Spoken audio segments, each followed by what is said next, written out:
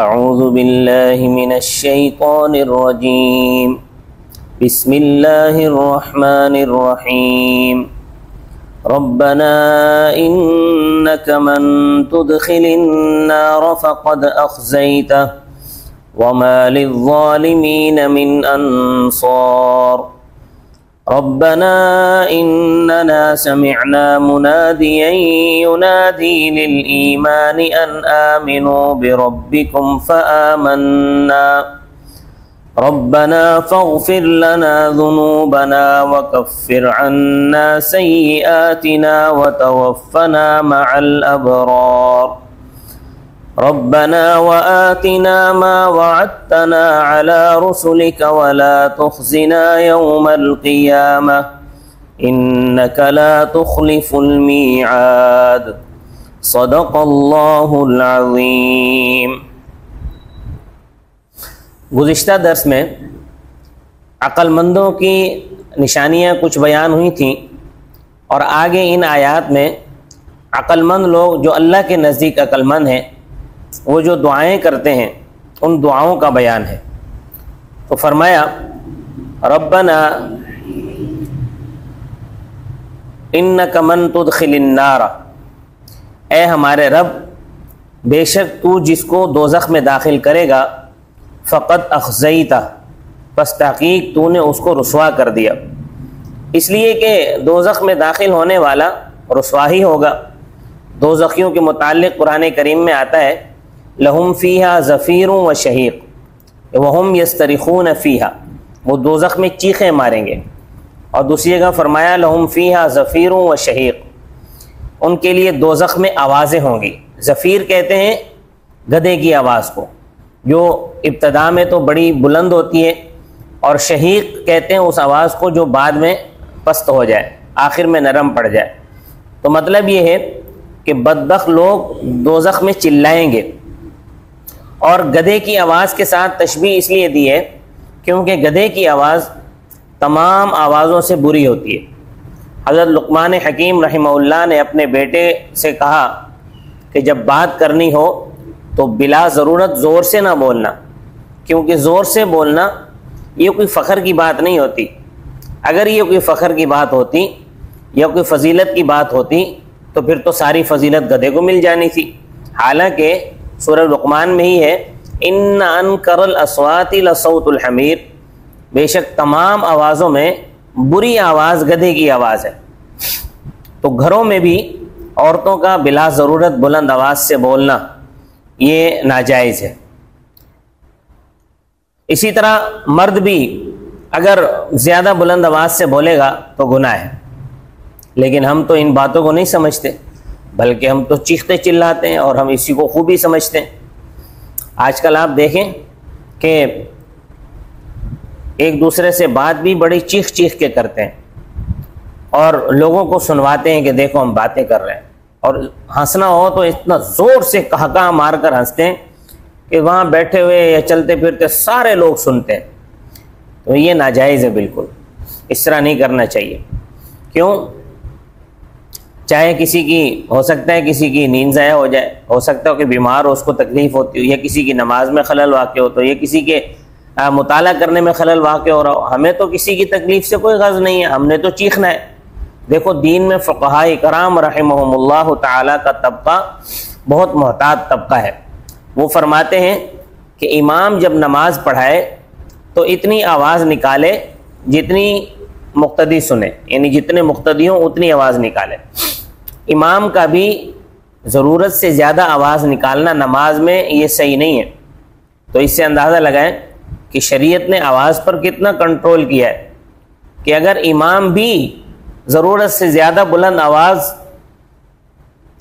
ضرورت سے زیادہ اپنی آواز کو بلند کرے تو فقہا فرماتے ہیں فقد اساء، اس نے برا کام کیا۔ اسی طرح فقہاء کرام رحمہم اللہ تعالی فرماتے ہیں کہ ایسی جگہ پر بلند آواز سے قرآن شریف پڑھنا جائز نہیں ہے جہاں کوئی سویا ہوا ہو، یا کوئی نماز پڑھ رہا ہو، یا کوئی مطالعہ کر رہا ہو۔ تو دیکھیں، اور ہم نے تو سارے محلے کو بیزار کرنے میں ثواب سمجھا ہے۔ ہم سمجھتے ہیں کہ اس میں بڑی نیکیاں ملتی ہیں، شور کرو، کسی کو سونے نہ دو، تو یاد رکھنا یہ سب گناہ کی باتیں ہیں۔ احمد رضا خان صاحب بریلوی سے کسی نے سوال کیا کہ ایسی جگہ پر بلند آواز سے قرآن شریف پڑھنا اور ذکر کرنا کیسا ہے؟ درود شریف پڑھنا جہاں کوئی سویا ہوا ہو اور اس کی نیند میں خلل پیدا ہو یا کوئی بیمار ہو، تو وہ فتاوی رضویہ میں لکھتے ہیں کہ بلند آواز سے ذکر کرنے والا سخت گناہ گار ہے۔ پھر اس پر فقہاء کرام رحمہم اللہ تعالیٰ کے حوالے انہوں نے پیش کیے کہ بلند آواز سے ذکر کرنا، قرآن شریف پڑھنا، بلند آواز سے درود شریف پڑھنا یہ ناجائز ہے۔ پھر کسی نے سوال کیا کہ ایسے شخص کے ساتھ کیا کرنا چاہیے، تو جواب دیا کہ اگر قوت ہے ہاتھ سے روکنے کی تو اسے ہاتھ سے روکیں، ورنہ اس کو زبان سے روکو۔ اب حالت یہ ہے کہ چیخیں بھی یہ خان صاحب کے ماننے والے ہی مارتے ہیں، احمد رضا خان بریلوی صاحب کے ماننے والے ہی زیادہ چیخیں مارتے ہیں، ان کو کون سمجھائے؟ اب تو الحمدللہ ان کے اندر سے ہی کچھ علماء ایسے اٹھ کھڑے ہوئے ہیں کہ جو ان چیزوں پر اب نکیر کرتے ہیں اور اپنی عوام کو سمجھاتے ہیں، لیکن یہ عوام تو خیر علماء کے ہاتھ سے نکل چکی ہے۔ اب ان کے علماء جو ہے وہ کچھ بھی کہتے رہیں، عوام اب نہیں سننے والی۔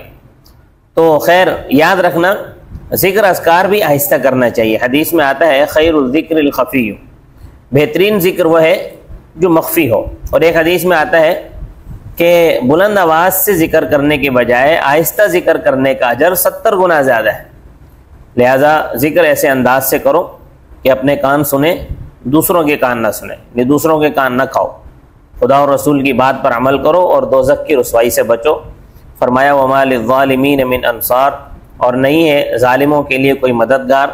ربنا اننا سمعنا، اے ہمارے پروردگار بے شک ہم نے سن لیا، منادیا پکارنے والے کو، ینادی للایمانی جو پکارتا تھا ایمان کے لیے، ان آمنوا بربکم یہ کہ ایمان لو اپنے رب پر، فآمنا اے ہمارے رب بس ہم ایمان لے آئے۔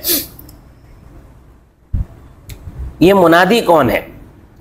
قرآن پاک کے نزول کے وقت سب سے بڑے منادی حضرت صلی اللہ علیہ وسلم تھے کہ آپ صلی اللہ علیہ وسلم نے لوگوں کو ایمان کی دعوت دی۔ پھر حضرت صلی اللہ علیہ وسلم کے بعد صحابہ کرام سب سے بڑے منادی تھے، ان کے بعد پھر تابعین، پھر تبع تابعین منادی تھے، اور اب میں آپ کے سامنے منادی ہوں۔ میں تمہیں دعوت دیتا ہوں ان آمنوا بربکم، یہ کہ ایمان لو اپنے رب پر۔ ہر مبلغ جو قرآن سناتا ہے، دعوت دیتا ہے، وہ منادی ہے، اور اس آیت میں شامل ہے۔ قرآن خود بھی منادی ہے، اس کو بیان کرنے والا بھی منادی ہے۔ اسی طرح اللہ تبارک و تعالی نے انسان کو جو عقل اور سمجھ عطا فرمائی ہے، انسان کی اپنی عقل بھی منادی ہے۔ ربنا فاغفر لنا ذنوبنا، اے ہمارے پروردگار پس معاف کر دے ہمارے صغیرہ گناہ، وکفر عنا سیئاتنا، اور مٹا دے ہمارے کبیرہ گناہ، یعنی چھوٹے بڑے سارے گناہ معاف فرما دے، کیونکہ ہم سے صغیرہ گناہ بھی ہوتے ہیں اور کبیرہ بھی ہوتے ہیں، تو ہم تو گناہوں کی پیٹی ہیں نا۔ تو اللہ سے درخواست کرتے ہیں کہ اللہ تو معاف فرما دے، وتوفنا مع الابرار، اور ہمیں نیک لوگوں کے ساتھ وفات دے، یعنی ہمیں جب نیک لوگوں کے ساتھ اٹھنا بیٹھنا ہوگا تو وفات بھی نیک لوگوں کے ساتھ ہوگی۔ تو اصل دعا یہی ہے کہ یا اللہ ہمیں نیک لوگوں کے ساتھ اٹھنا بیٹھنا نصیب فرما دے، انہی میں وفات فرما، اور آخرت میں بھی ہمارا شمار انہی میں کر دے۔ اللہ تعالیٰ کے نیک بندے یہ دعائیں کرتے ہیں۔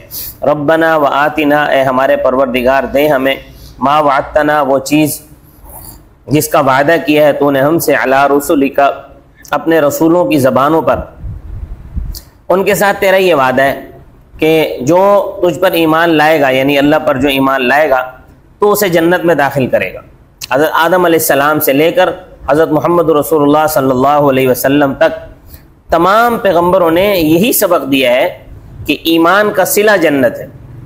اگر کفر و شرک اور بدی کرو گے تو جہنم میں جلو گے۔ تو اے پروردگار تو سچا، تیرے پیغمبر سچے، تیرا وعدہ سچا، تو ہمیں قبر میں راحت نصیب فرما، ولا تخزنا یوم القیامہ، اور قیامت والے دن ہمیں رسوا نہ کرنا، میدان حشر میں ہم ذلیل نہ ہوں، پل صراط سے ہم گزر کر سیدھے جنت میں چلے جائیں، کیونکہ سب سے زیادہ جو ذلت ہے وہ آخرت کی ذلت ہے، آخرت کی رسوائی ہے۔ دنیا کی ذلت سے تو انسان بچنے کی کوشش کرتا ہے، مگر آخرت کی ذلت سے بچنے کی کوشش نہیں کرتا، حالانکہ سب سے بڑی ذلت ہی آخرت کی ذلت ہے۔ جبکہ دنیا کے امتحان آخرت کے مقابلے میں بچوں کے کھیل کی حیثیت بھی نہیں رکھتے۔ تو اے پروردگار ہمیں ان دونوں امتحانوں میں کامیاب فرما، انک لا تخلف المیعاد، بے شک تو وعدے کے خلاف نہیں کرتا۔ رب تعالیٰ نے عقل مندوں کے اوصاف اور ان کی نشانیاں بیان فرمائی ہیں کہ وہ یہ کام کرتے ہیں اور ساتھ میں یہ دعائیں کرتے ہیں۔ تو جو آدمی یہ کام نہیں کرے گا، یہ دعائیں نہیں کرے گا، وہ عقل مند نہیں ہے۔ اللہ تعالیٰ ہمیں عقل مند بننے کی توفیق عطا فرمائے۔ وما علینا الا البلاغ المبین۔